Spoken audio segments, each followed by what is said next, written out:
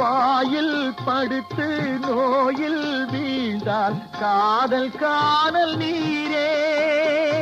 இது மேடு பள்ளம் தேடும் உள்ளம் போகும் ஞான தேரே.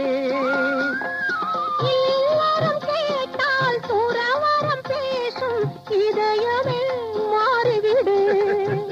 நான் வாழ்ந்து பார்த்து சாய்ந்த தென்னை உன்னை நீ மாற்றிவிடு. இது கால தேவனின் கலக்கம், இதை காதல் என்